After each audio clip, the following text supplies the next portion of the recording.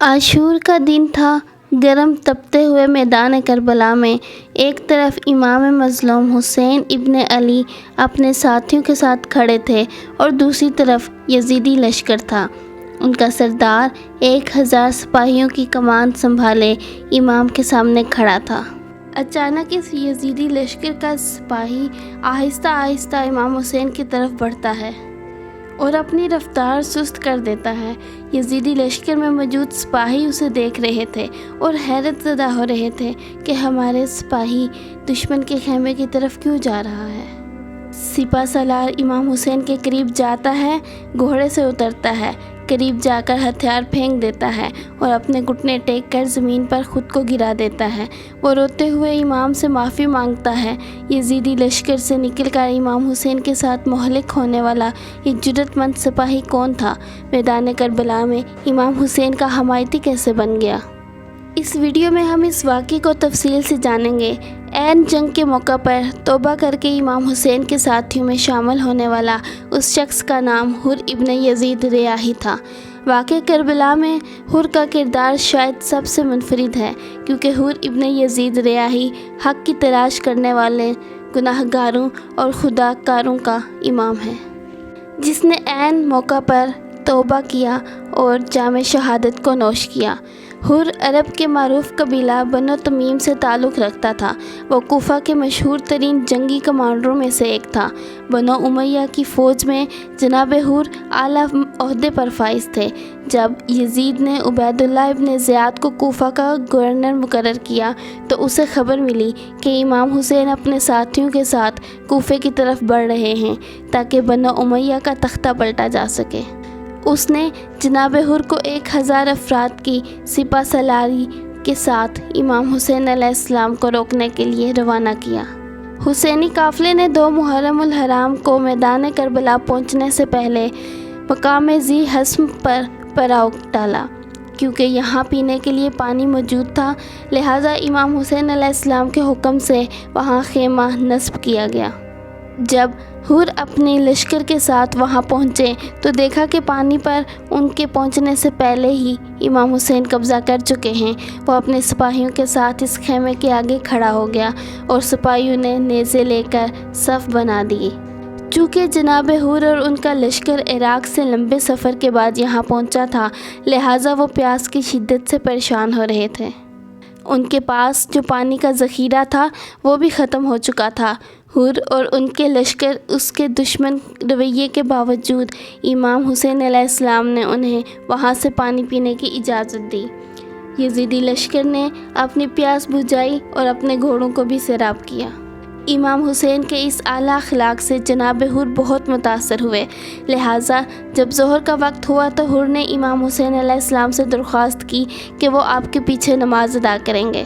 نماز سے فارغ ہو کر حر امام کی خدمت میں آئے اور آپ سے یہاں آنے کا مقصد دریافت کیا۔ امام حسین علیہ السلام نے فرمایا، میں کوفیوں کے بھیجے گئے خطوط کی وجہ سے یہاں آیا ہوں۔ وہ حکومت سے بیزار اور پریشان ہے۔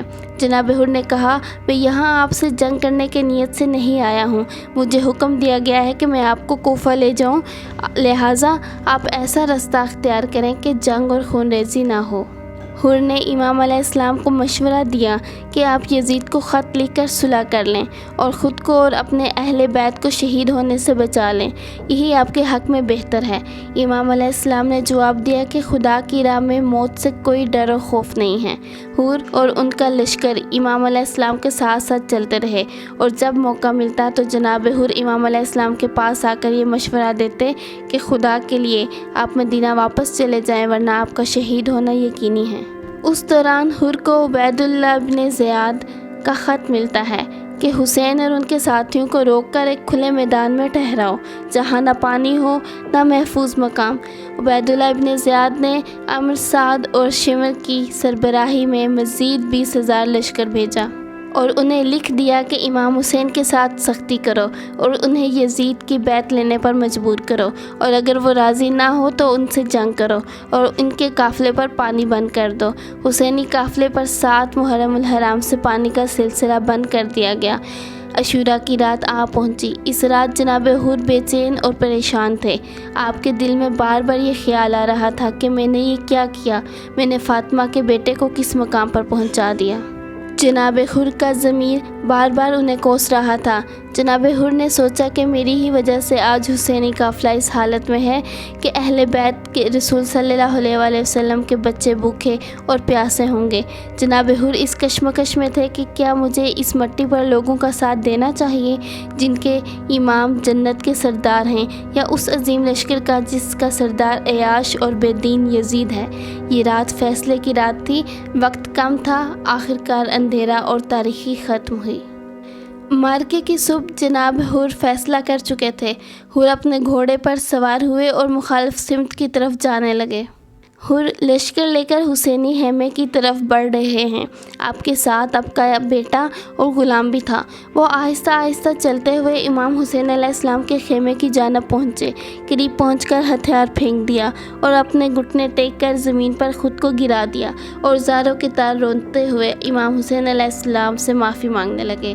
جناب حر نے کہا، اے حسین، میں ہی ہوں جس نے آپ کا رستہ روکا تھا، کیا میرے لیے کوئی سزا ہے؟ امام حسین علیہ السلام نے انہیں اپنے بازو میں سمیٹا اور فرمایا، حر، میں نے تمہیں معاف کیا اور یقین دلاتا ہوں کہ میرے نانا بھی تمہیں معاف کریں گے۔ یزیدی فوج میں ہنگامہ برپا ہو گیا کہ جناب حر حسین کے قافلے میں جا ملے ہیں، لہٰذا جناب حر لشکر یزید کو چھوڑ کر اہل بیت رسول صلی اللہ علیہ وآلہ وسلم سے ملحق ہو گئے۔ توبہ کرنے کے بعد جناب حر نے امام حسین علیہ السلام سے اجازت مانگی کہ وہ میدان میں اترنا چاہتے ہیں، لہٰذا امام حسین علیہ السلام نے انہیں جنگ کی اجازت دے دی۔ حر نے بڑی بہادری سے جنگ کی اور ان کا گھوڑا زخمی ہو گیا اور ان کے کانوں اور پیشانی سے خون جاری تھا، لیکن وہ مسلسل دشمن پر حملہ کر رہے تھے، یہاں تک کہ انہوں نے 40 افراد کا قتل کیا۔ آخرکار یزیدی لشکر نے ان پر حملہ کیا اور انہیں شہید کر دیا۔ جب امام حسین علیہ السلام کے ساتھیوں نے ان کے جنازے کو امام حسین کے سامنے پیش کیا تو آپ میت کے سرہانے بیٹھ گئے اور ان کے چہرے پر خون کو صاف کرتے ہوئے فرمانے لگے، حر، تم اسی طرح آزاد ہو جیسے تمہاری ماں نے تمہارا نام حر رکھا تھا، بلکہ تم دنیا اور آخرت میں بھی آزاد ہو۔